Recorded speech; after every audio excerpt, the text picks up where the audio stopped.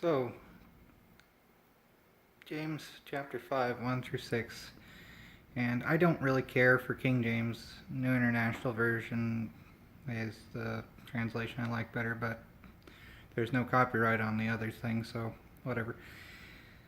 Go to, ye rich men, weep and howl for your miseries that shall come upon you. Your riches are corrupted, and your garments are moth-eaten. Your gold and silver cankered, and the rest of them shall be a witness against you, and shall eat your flesh as if it were fire. Ye have heaped treasure together for the last days. Behold, the hire of the laborers who have reaped down your fields, which is of you kept back by fraud, crieth, and the cries of them which have reaped are entered into the ears of the Lord of hosts. Ye have lived in pleasure on the earth, and have been wanton. Ye have nourished your hearts as in a day of slaughter. Ye have condemned and killed the just, and he doth not resist you. And such like that.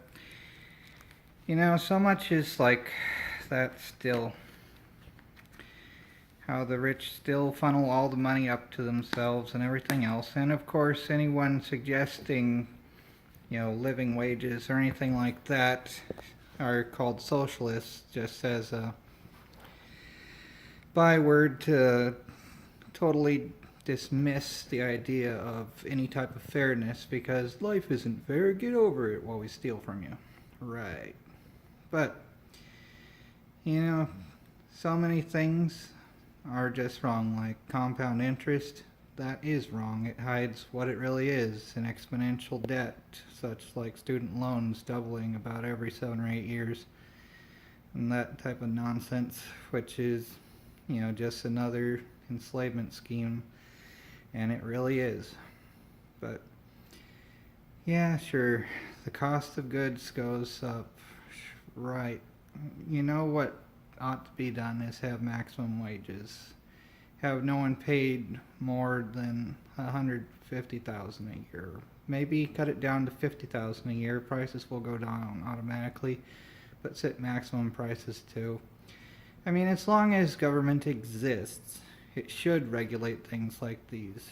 And, so much has been forgotten about how monopolies have done things, destroying small businesses and everything else. And yet, there is a place for these things. There shouldn't be any type of absolute tyranny. There shouldn't be unchecked power, whether it's by the state or by the rich otherwise. It's always the rich in power, and they should be checked, even if it's, making a system to have them check each other. But as far as that goes. But instead, you have it where, so many colleges barely train people to do anything except, say, take away our rights for the state. And you have the other side saying, let the rich do whatever they want because it's our ideology. Yay, Darwinism, called capitalism. Right. It's all bad either way.